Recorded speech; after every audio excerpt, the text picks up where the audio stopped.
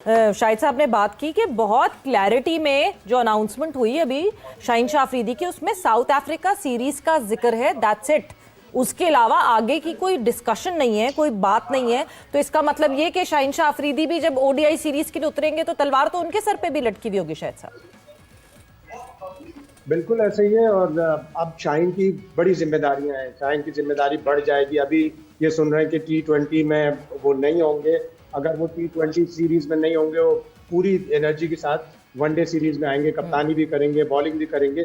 लेकिन अब उन्हें अपनी फिटनेस पर भी तवज्जो देना होगा। अगर उन्होंने सारे वनडे खेलने, सारे वनडे में कप्तानी करनी है। साथ ही साथ अगर T20 वर्ल्ड कप के बाद अगर ऐसा लग रहा है कि वो T20 के भी कप्तान बन जाएंगे तो और भी जिम्मेदारी उनके ऊपर हो जाएगी। और एक अच्छे कप्तान की निशानी कि उन्हें अपने 11-15 प्लेयर खुद सेलेक्ट करवाने होंगे। अगर 15 में उनके 1-2 प्लेयर जो चाहते हैं कि टीम में ना हो, उनको भी वो मजबूत तौर पर आना पड़ेगा शाहीन शाह अफरीदी को। जैसे अभी ये सुन रहे हैं कि रिजवान को टोटली वनडे की टीम से ही हटाया जा रहा है, तो ये शाहीन की जिम्मेदारी होगी कि वो सिलेक्शन कमेटी के पास जाए, वो हसन के पास जाए और कहे कि no, I want Rizwan in my one day side, because वो पिछले 20-25 मैचों से जो पाकिस्तान ने खेले हैं, सलमान आगा के बाद सबसे हाईएस्ट रन गेटर है, अच्छा विकेट कीपर है। और बदकिस्मती ये है कि हमने आज तक अभी रिजवान का मुतबादिल भी नहीं तैयार किया। बिल्कुल तैयार करने की। और ऐसे सवेरा ये जैसे अभी कप्तान की बात हो रही है ना, शाहीन का जिक्र किया है हाशमी साहब ने,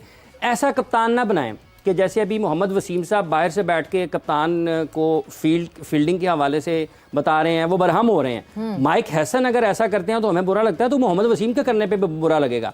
आपने कोई भी कप्तान जब बनाया है सोचकर बनाएं कि क्या उसको काम आता है अपना या नहीं आता। हाँ, डमी नहीं बनाना चाहिए कप्तान को। ठीक है, कोच और कैप्टन की कोऑर्डिनेशन बहुत अच्छी बातें हो, मगर जब तक वो फील्ड पे स्टेप नहीं कर गया। और अगर किसी को ये नहीं पता कि मैंने फील्ड सेटिंग क्यों करनी है, तो वो कप्तान है ही क्यों? बिल्कुल, उसका क्या काम? जब आपने फील्ड पे स्टेप इन कर ली है, उसके बाद ये टीम कप्तान की और कप्तान ने लड़वानी है। मगर जहां कप्तान ने ये टीम लड़वानी है, वहां पे लड़ाइयां तो बहुत सारी हुई जब एशिया कप हुआ, और क्या क्या चीजें नहीं हुई। शाहिद साहब, आप तो खैर वहां मौजूद थे। सो अब एशिया कप की ट्रॉफी जो है इवेंचुअली कोई 10 नवंबर की तारीख आ रही है कि दावतनामा भेजा गया है।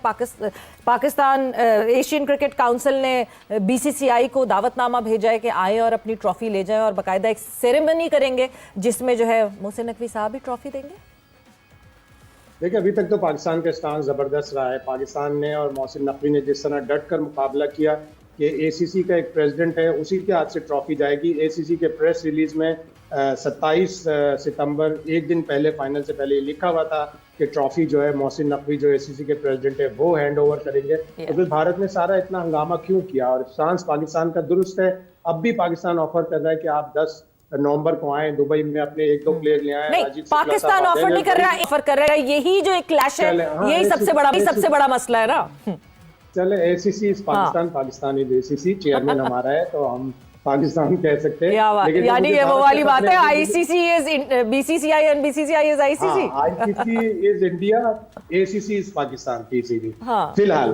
तो अच्छा स्टांस था और डट कर उन्होंने मुकाबला किया, और अभी भी वो डटे हुए, अच्छी बात है। और लेकिन भारत से मुझे ये खबरें आ रही हैं कि वो इस ऑफर को रिजेक्ट करेंगे और वो मामला टोटल ICC के इजलास में ले जाएंगे, जो 4 से 7 नवंबर तक दुबई में होगा। वहां पे भी पाकिस्तान को डट कर मुकाबला करना चाहिए, पीछे ना हटें। किसी की हुक्मरानी नहीं है, ये इंटरनेशनल क्रिकेट है, किसी की खाला का घर नहीं है। ये जाहिर सी बात है और ये सबको समझना चाहिए। मगर शायद साहब एक चीज़, बड़ा सेंसिटिव सा ये इशू है, but in the recent times Afghanistan cricket board की तरफ से एक बहुत हार्श प्रेस रिलीज आई, और जिसमें जो है ऑब्वियसली पाकिस्तान का नाम मेंशन किया गया। आपको लगता है कि पाकिस्तान क्रिकेट बोर्ड की तरफ से भी कोई रद्द-ए-अमल आना चाहिए था, कोई जवाबिया एटलीस्ट रद्द-ए-अमल? पाकिस्तान क्रिकेट बोर्ड को भी देना चाहिए था कि एक अनक्लेम्ड जो सिचुएशन है और बड़ी कंट्रोवर्शियल सी सिचुएशन है कि अगर कहीं पे भी दुनिया में कहीं भी किसी भी इंसान का, किसी भी जानवर का जान का नुकसान जो है वो बड़ा अफसोसनाक होता है। उसको हमेशा कंडेम करना चाहिए, उसको हमेशा उसके ऊपर मातम कुना होना चाहिए। लेकिन वो 3 क्रिकेटर्स उस जगह पे क्या कर रहे थे जहां पे टेररिस्ट मौजूद थे, और वहां पे पाकिस्तान ने स्ट्राइक लॉन्च किया। तो ये क्वेश्चनेबल चीज़ है, कंट्रोवर्शियल चीज़ है। पाकिस्तान क्रिकेट बोर्ड को भी इसके ऊपर स्टांस लेना चाहिए था। लेकिन शाबाश है अता तारड़ साहब को, जो इंफॉर्मेशन मिनिस्टर है, उन्होंने बड़ा एक हार्ड हिटिंग ट्वीट किया कि हम इसको रिजेक्ट करते हैं, बीसीसीआई के क्लेम को, अफगानिस्तान क्रिकेट बोर्ड के क्लेम को। उस हद तक बिल्कुल दुरुस्त था कि पाकिस्तान ने उसके ऊपर एक अपना ऑफिशियल वर्जन दिया। क्रिकेट बोर्ड भी देता तो अच्छा था, लेकिन चले ठीक है, पाकिस्तान की तरफ से एक तरह से रजिस्टर हो गया।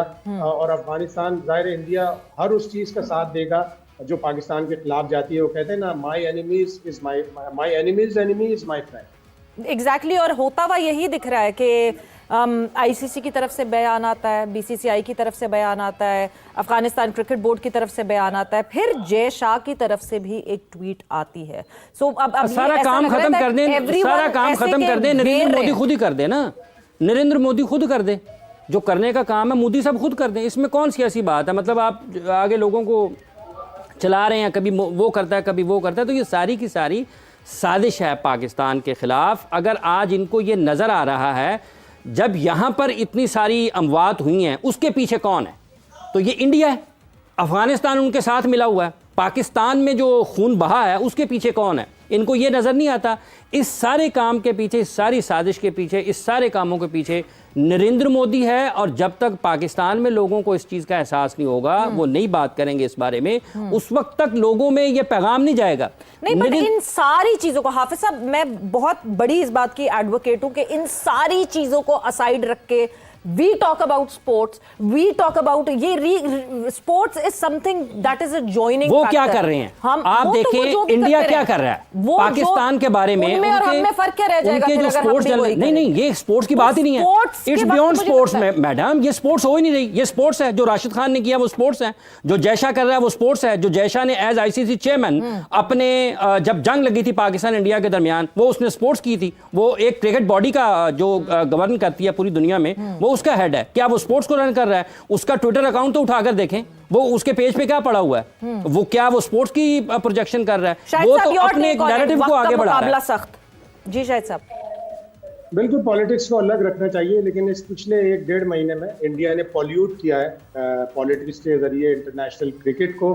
और वो इसी तरह ट्रीट कर रहे हैं अपने इंटरनेशनल क्रिकेट को जिस तरह वो अपनी अपोजिशन पार्टीज को, मुसलमानों को अपने मुल्क में ट्रीट करते हैं। तो ऐसा नहीं होना चाहिए, लेकिन हमें अब ज़रूरत है कि हम लॉबिंग करें Australia, England, South Africa, Sri Lanka, इन सारे ममालिक को मिलाकर, इसलिए कि अफगानिस्तान भी अब हमारा साथ दे दे।